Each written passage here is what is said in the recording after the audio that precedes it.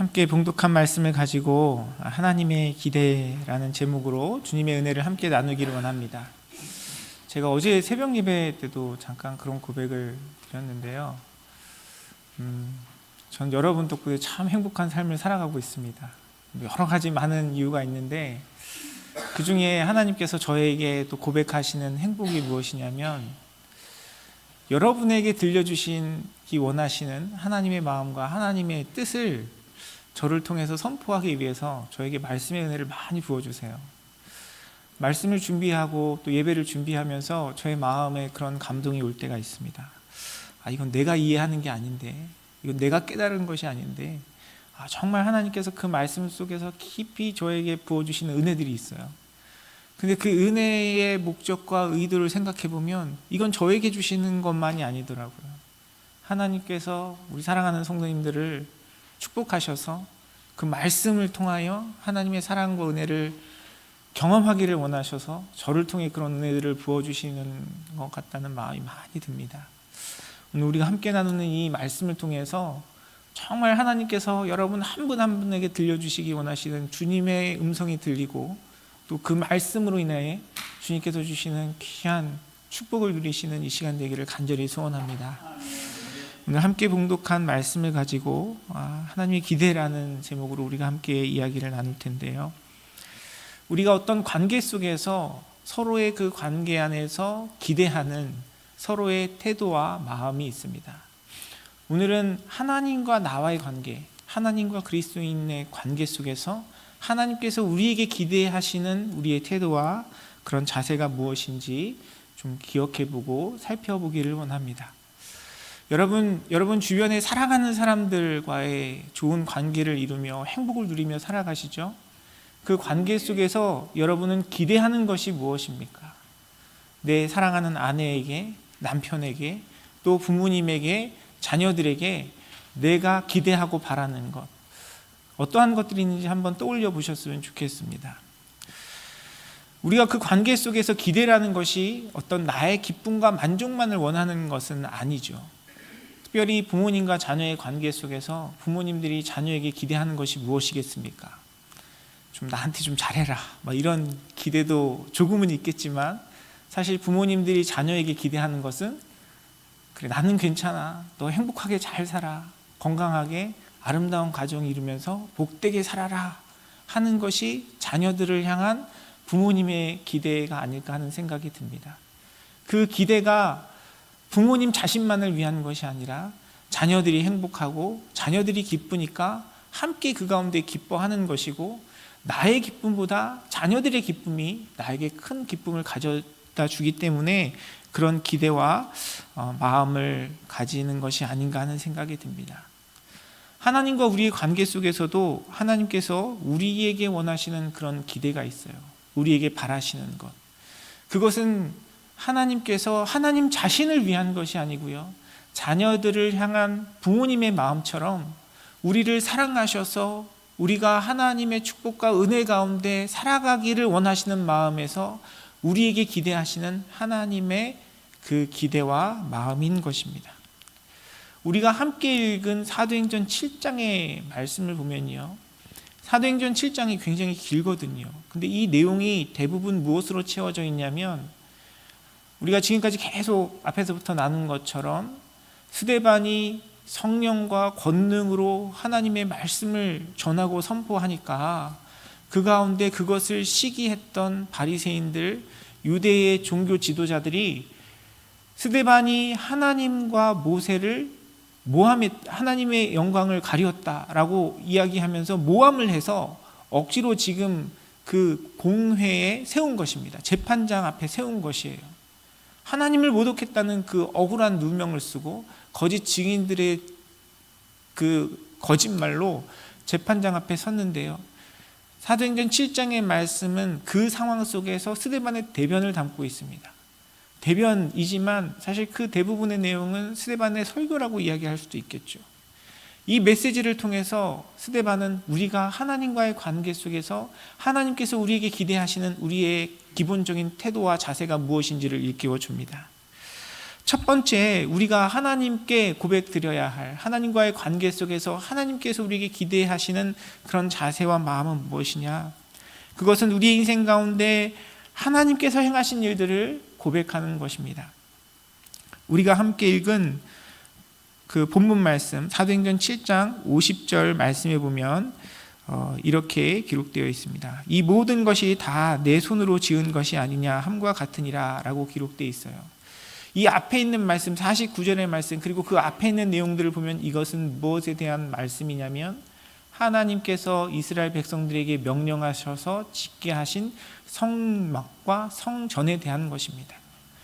하나님께서 이스라엘 백성들과 교제하시기 위해서 지으라고 말씀하신 그 성전과 성막도 하나님께서 사람의 손으로 빌어서 짓게 하셨지만 그것이 사람들이 한 것이 아니라 하나님께서 하셨음을 이야기합니다. 그리고 그 앞에 7장의 전반적인 내용들을 보면 스데반은 자신을 그 재판장 앞에 세워서 신문하고 있는 그 유대의 종교 지도자들 앞에 유대의 역사에 대해서 하나님께서 그들의 인생 가운데 어떻게 역사하셨는지를 쭉 나열하고 있습니다. 아브라함으로부터 요셉, 모세, 그리고 다윗과 솔로몬에 이르기까지 하나님께서 이스라엘 역사 가운데 어떻게 놀라운 은혜와 사랑을 행하셨는지를 쭉 나열하면서 이야기하고 있어요. 스데반이 이 긴 그 이스라엘의 전체적인 역사를 다루면서 핵심적으로 그들에게 전하고 싶었던 메시지는 하나님께서 이 모든 일들을 다 이루셨다는 사실에 대해서 선포하고 그들에게 상기시키기 원하는 것이었습니다. 사랑하는 성도 여러분, 하나님과 우리의 관계 속에서 하나님께서 우리에게 기대하시는 우리의 자세와 태도, 우리의 고백은 바로 우리의 삶 가운데 역사하시고 일하시는 하나님에 대한 분명한 믿음의 고백인 것입니다. 저와 여러분의 삶 속에 이러한 고백이 있기를 간절히 소원합니다. 여러분, 지금까지 살아오신 그 인생, 내가 걸어온 그 모든 삶 가운데 시간 기뻤던 일, 즐거웠던 일, 어려웠던 일, 힘들었던 일, 그 모든 순간을 기억해 볼 때 여러분의 삶 속에 하나님이 일하신 그 고백이 있기 때문에 이 자리에 나와서 우리가 함께 예배하고 있을 수 있는 것이라 생각이 듭니다. 그런데 그 고백이요, 어떤 한순간의 고백이 아니라 우리의 삶 속에서 지속해서 매일같이 주님 앞에 고백되어야 한다는 것이죠. 특별히 주님 앞에 예배하는 이 시간, 저와 여러분의 마음과 심령 가운데 하나님께서 우리의 인생 가운데 행하신 그 일, 우리 믿음의 공동체 가운데 행하신 그 놀라운 일들을 고백하고 인정하는 믿음의 고백이 있기를 간절히 소원합니다. 우리가 이 고백이 없으면 하나님과의 관계 속에서 온전한 하나님의 뜻과 마음을 헤아리기 어려워요. 우리가 성경을 통해서도 많이 고백하고 또 찬양의 가사 중에도 그런 내용이 많이 있습니다. 나의 나된 것은 오직 무엇입니까? 하나님의 은혜죠. 그렇죠. 맞습니다. 여러분의 그 입술의 고백 가운데 주님의 축복과 은혜가 더욱더 넘쳐나시기를 간절히 소원합니다. 우리가 입술로 늘 그렇게 찬양하고 고백하는데 때로는 우리의 마음이 그 은혜가 아니라 다른 단어로 그것을 채울 때가 너무 많이 있어요. 나의 나된 것은 나의 열심이었다. 나의 나된 것은 나의 성실함이었다. 나의 나된 것은 나의 잘남이었다. 라고 입술로 고백하지 않지만 우리 마음속에 스물스물 그런 생각과 판단들이 자라나서 그것이 우리의 마음과 생각을 지배할 때가 있습니다.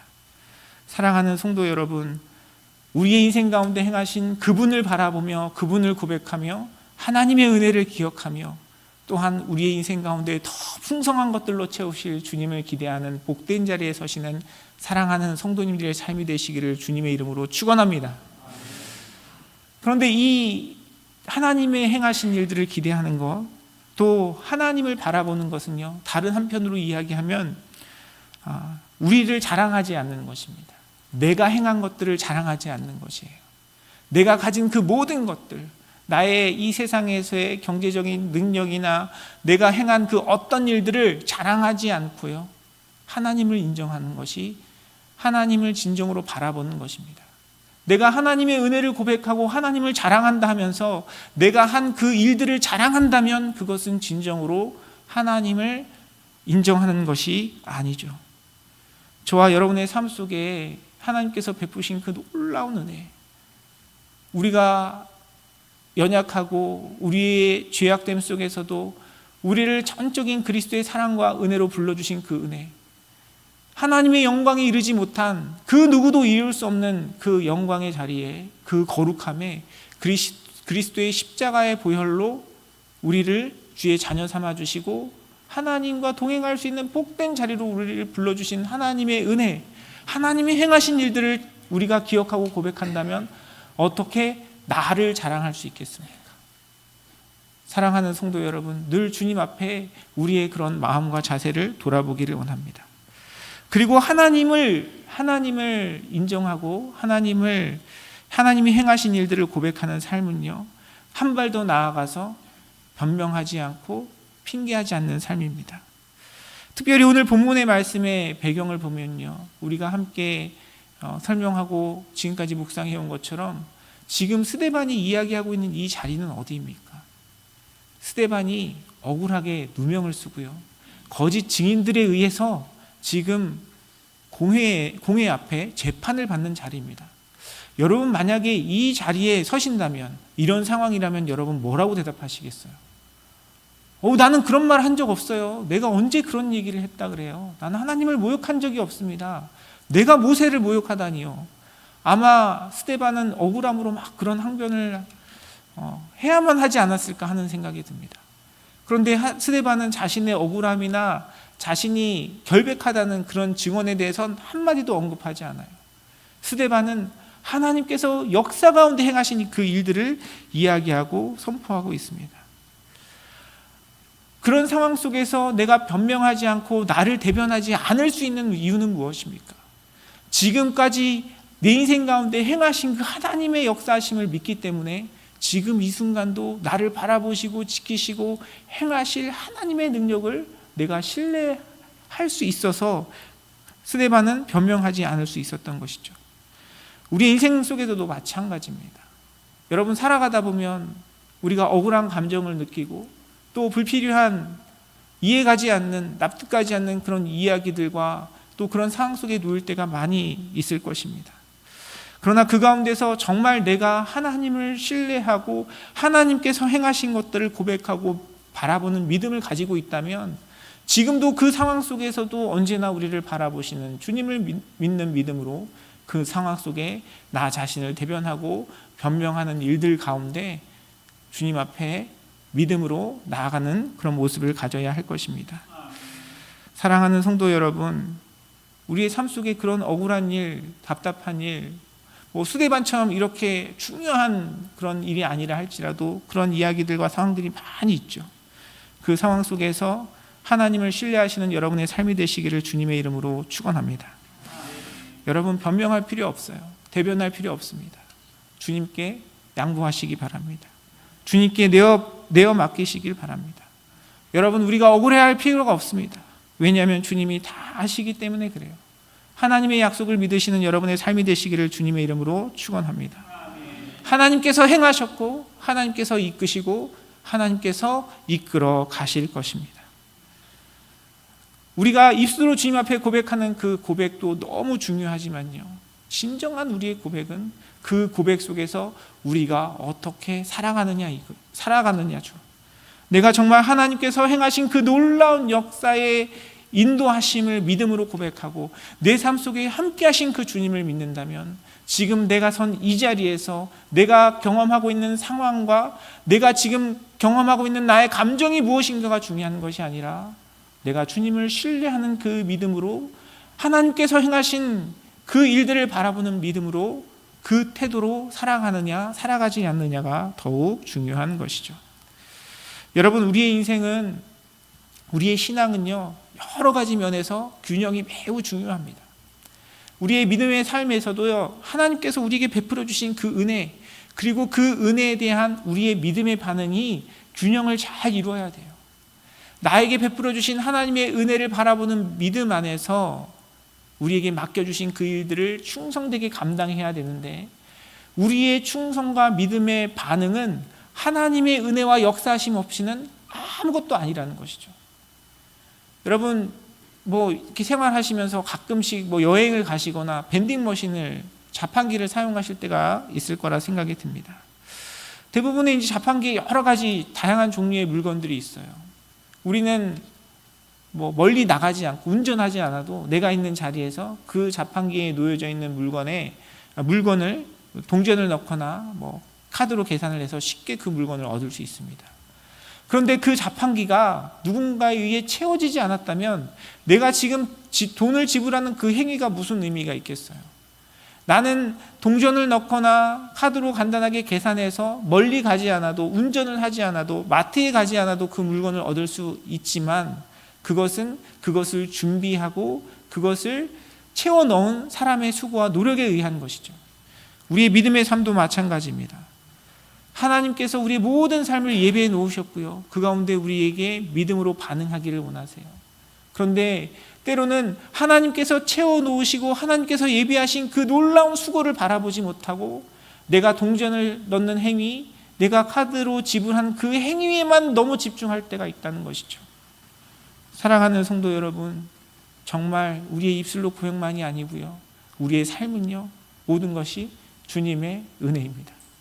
그 하나님의 은혜를 인정하고 그분을 믿는 믿음으로 지금 이 순간도, 우리의 내일의 삶도 하나님이 행하실 일들을 기대하고 하나님께서 우리에게 기대하시는, 주님께서 원하시는 우리의 태도를 채워가는 저와 여러분의 삶이 되기를 간절히 소원합니다. 이 세상에 많은 것들이 가만히 내비둔다고 그냥 그것을 유지하지 않아요. 우리의 건강도, 또 우리의 지식도, 우리의 영적인 삶도 마찬가지입니다. 그냥 방치해두면 그대로 있는 것이 아니고 그냥 방치해두면 더러워지고 망가지고 그것이 훼손되는 경우가 많이 있습니다. 우리 집안도 그렇잖아요. 여러분, 저희는 이제 아이들을 키우고 있지만 꼭 아이들이 없어도 집안에 보면 누가 그렇게 어지는 사람은 없는 것 같은데 청소를 하지 않으면요, 자꾸 또 물건들이 흐트러지고 또 그렇지 않더라도 먼지가 쌓이고 어느덧 거미줄이 보이기 시작합니다. 그냥 방치해 둔다고 그 깨끗함과 그 정결함이 유지되지 않는 것이죠. 우리의 건강도 마찬가지입니다. 제가 요즘 이렇게 건강에 좀 신경을 써야 되겠다 마음을 먹고, 그래, 큰 욕심은 버리고 그래, 일주일에 3번씩 짐에라도 꼭 가자. 그래서 제 스스로 약속을 하고 일단 3번 가는 걸 목표로 하고 있습니다. 어떤 날은 너무 피곤해요. 가서 운동을 별로 하지 못하고 오더라도 그냥 가자, 일단 그걸 일단 목표로 좀 시간을 보내고 있습니다. 지난주에도 한번 그렇게 짐에 갔어요. 그날은 저희 아들과 함께 갔는데 가서 이제 아령을 들고 이제 운동을 한다고 이렇게 하고 있는데 옆에 어떤 분이 가방을 메고 와가지고 이렇게 운동을 하고 있더라고요. 근데 운동하러 왔는데 무슨 그 가방을, 배낭을 메고 운동을 하나 딱 봤는데 그분 몸이 너무 멋진 거예요. 근데 제가 이제 운동을 하면서 사람들의 그 몸들을 이렇게 관찰합니다. 엄청 부러운 분들이 있어요. 저는 어깨 근육이 멋있는 분들이 그렇게 부럽더라고요. 그 어깨 근육은 굉장히 작아서 운동하기도 힘들고요, 운동 효과도 보기 너무 힘듭니다. 근데 제가 그날 만났던 분은 제가 지금까지 이렇게 실물로 본 분 중에 가장 멋진 어깨 근육을 가지고 계신 분이었어요. 제 아내가 뱃살이나 신경 쓰지 어깨 근육 얘기한다고 지금 눈총을 주고 있는데, 아무튼 그 어깨 근육을 제가 딱 보니까 느껴지더라고요. 운동에 관심을 가지니까 저 어깨 근육은 몇 년에 이루어진 게 아니다. 최소한 저분이 10년 이상 운동을 하셨고, 그리고 운동만 한 게 아니라 여러분 진짜 운동하는 분들은요, 그 프로틴, 단백질을요, 약을 제조해서 먹는 것처럼 드세요. 그렇게 관리하지 않으면 저 어깨 근육은 나올 수 없다, 그런 생각이 들더라고요. 그런데 그렇게 잘 관리하고 열심히 만든 근육도 하루 이틀, 3개월, 4개월, 5개월, 6개월 운동하지 않으면요, 그 근육이 없어지고 사라집니다. 제가 예전에 군대에서 만났던 분이 한 분 있어요. 그분이 허리 통증으로 굉장히 심한 고통을 받으셨거든요. 그래서 잠도 잘 못 자고 건강에 항상 어려움을 경험하셔서 그 아픔과 힘듦을 토로했던 적이 있습니다. 제가 그분을 보면서 늘 안타까운 마음이 들었어요. 아우, 저분 너무 나이도 젊고 너무 참 건실한 청년인데 저 허리 통증 때문에 힘들어하셔서 너무 속상하다, 그런 마음이 들었는데요. 어느 날 그분이 과거의 자신의 삶에 대해서 얘기하시더라고요. 제가 만났을 때는 너무 왜소하고 마른 분이셨는데 그분이 보디빌더 대표 선수였다고 자기의 삶을 고백하시면서 사진을 보여주시는데요. 야, 이게 똑같은 사람인가 생각이 들 정도로 너무나 다른 몸을 가지고 계셨더라고요. 야, 이렇게 운동하고 이렇게 키운 근육도 이렇게 빠질 수 있구나, 제가 그때 처음 알았습니다. 우리의 영적인 삶도 마찬가지예요. 우리의 영적인 삶을 돌보지 않고 관리하지 않으면요, 그 상태로 계속 유지되는 것이 아니라 우리의 영적인 삶이 더러워지고 훼손되어지고 나약해지는 것입니다. 관리하지 않은 정원에 많은 잡초가 자라는 것처럼, 방치되어 있는 집에 많은 해충들과 쥐가 들끓는 것처럼 우리의 마음도, 우리의 심령도 하나님의 말씀 가운데 우리의 마음을 관리하지 않으면요, 하나님께서 행하신 일들을 바라보지 않고 하나님께서 일하고 계심을 인정하지 않고 살아가는 우리의 삶의 습관 속에 우리 육신의 정욕들, 죄악의 생각들, 이 세상의 가치와 사탄이 주는 마음들이 채워질 수밖에 없는 것입니다. 사랑하는 성도 여러분, 여러분의 마음과 심령 가운데 하나님의 말씀으로 하나님께서 우리의 삶, 우리의 공동체를 이끌어 가심을 믿음으로 고백하고 선포하시는 여러분의 삶이 되시기를 주님의 이름으로 축원합니다. 우리가 그 일을 계속해서 관리하고 주님과 교제하지 않으면요, 우리의 마음은 나도 모르게 금방 높아지고 하나님께서 기뻐하지 아니하시는 그 자리에 설 수밖에 없는 것입니다.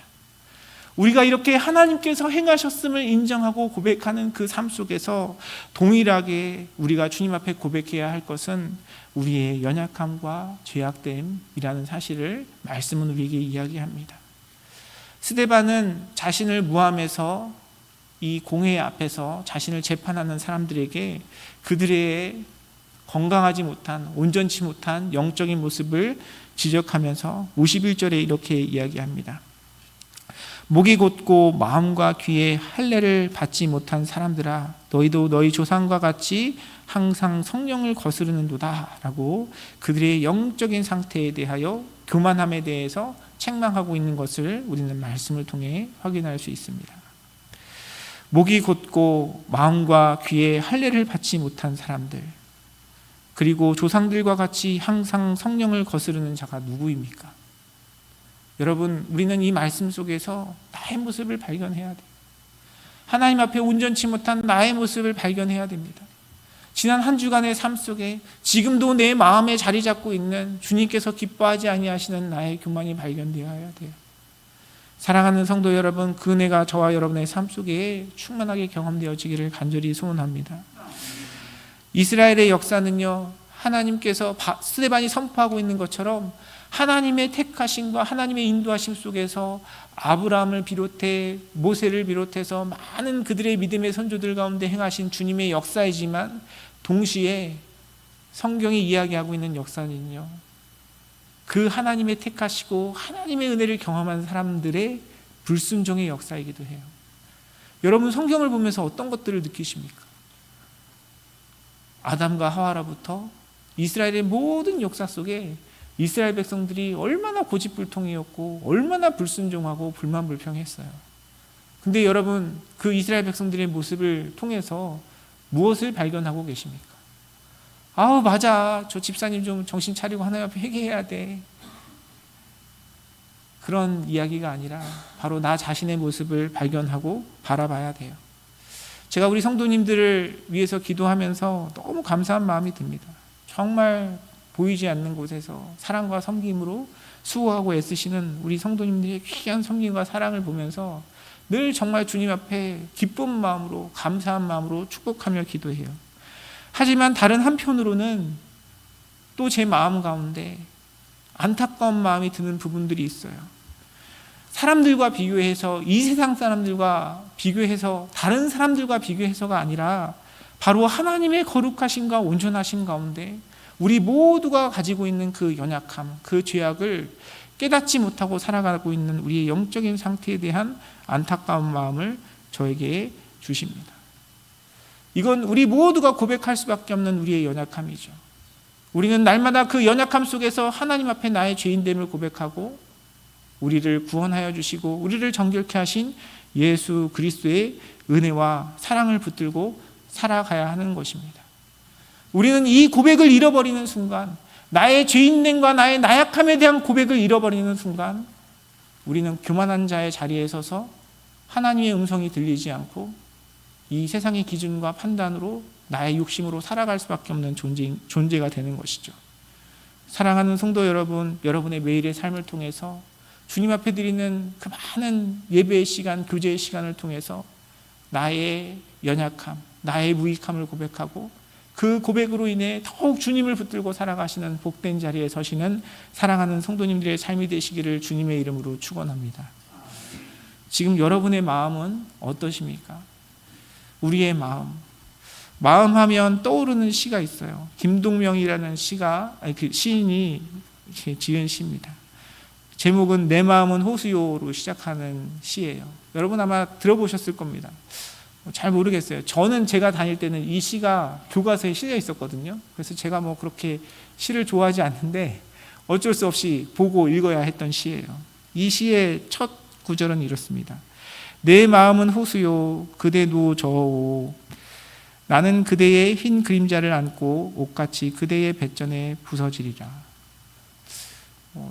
그림이 그려지시는지 모르겠어요. 제가 낭독을 잘 못해서 그런지 모르겠는데 잔잔한 호수 가운데 그 반짝이는 물결, 그 위에 떠있는 그 호숫가 위에 띄어져 있는 배, 너무나 평온하고 아름다운 그림이죠. 그런데 저는 제 마음을 돌아보면요, 한 주간의 저의 삶, 그 삶을 지내오던 제 마음을 돌아보면 저는 제 마음을 전쟁터로 표현하고 싶습니다. 제 마음은 전쟁터예요. 수많은 사탄의 유혹과 육체의 속삭임 속에서 내 마음속에 드는 여러 가지 부정적인 생각과 마음들, 억울한 심정, 답답한 마음, 실망감, 또 내 안에 있는 많은 상처와 자격지심, 불신과 죄와 그리고 인정의 욕구, 자존심, 열등감 속에서 하나님의 말씀과 뜻을 찾고 주님의 그 음성을 듣고 하나님이 행하신 일들을 바라보며 또한 주님 안에 나의 연약함과 죄악됨을 고백하는 그 씨름을 행하고 있는 저의 한 주간의 삶은 전쟁터였습니다. 성경은 우리의 삶을 영적인 전쟁이라고 표현하고 있어요. 우리는 싸워야 합니다. 내가 싸우지 않고 가만히 있으면 사탄은 우리의 마음을 집어삼켜요. 하나님의 말씀과 주님의 뜻이 아니라 세상의 정욕과 세상의 가치관으로 우리의 마음을 삼킵니다. 그리고 그 생각과 마음이 우리의 삶을 주장하게 돼요. 나의 말을 주장하게 되고요, 나의 행동과 나의 삶의 태도를 주장하게 되는 것입니다. 사랑하는 성도 여러분, 하나님의 말씀 앞에 다른 사람들과 비교해서가 아니라 바로 그 하나님의 말씀 앞에 우리의 죄악됨과 연약함을 고백함으로 더욱더 주님을 의지하고 붙들고 하나님 은혜 가운데 서시는 사랑하는 성도님들의 삶이 되시기를 주님의 이름으로 축원합니다. 나의 연약함과 죄악됨이 깨달아지고 고백되지 않으면요, 우리에게 행하신 주님의 일들이 보이지 않습니다. 나의 연약함과 죄악됨이 인정되지 않으면 하나님께서 우리를 위해 행하신 그 놀라운 일들이 하나도 감사로 여겨지지 않아요. 그래서 우리가 이 고백이 주님 앞에 너무나 중요한 것입니다. 오늘 본문의 배경이 되고 있는 그 공회 앞에 서 있는 바리새인들과 유대 지도자들의 하나님을 알아가는 방식은 어떠했습니까? 그들은 하나님을 아는 것이 아니라 하나님에 대해 아는 자들이었어요. 성경의 구약에 많은 성경적인 지식이 있었습니다. 종교적인 삶의 모습들이 있었어요. 그러나 그들은 하나님을 만나지 못했어요. 그들이 그 거룩하신 하나님을 만났다면 자신들이 가지고 있는 그 종교적인 권위를 가지고 그 교만함으로 살아내지 않았을 것입니다. 우리도 사람들을 만나다 보면 그러잖아요. 나 누구 알아.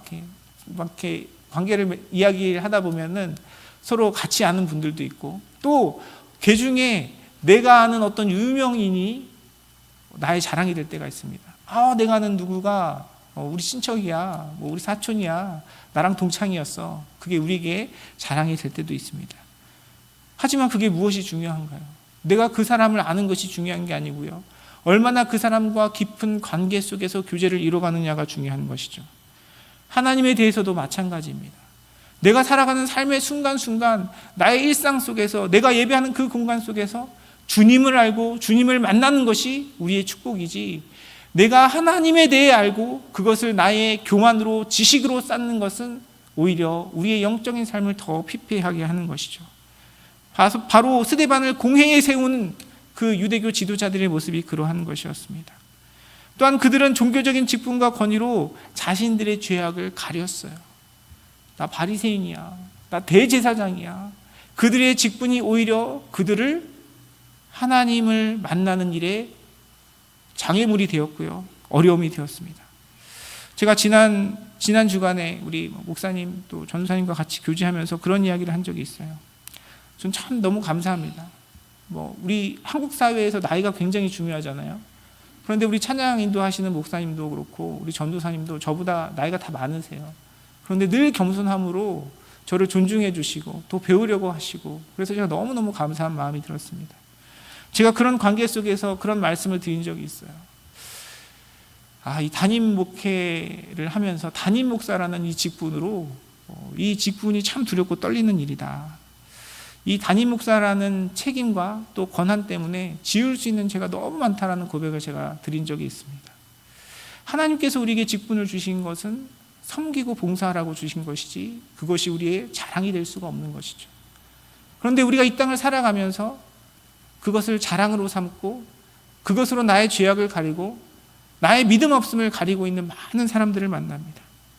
우리가 만나는 사람들뿐만 아니라 이미 성경이 그렇게 얘기하고 있어요.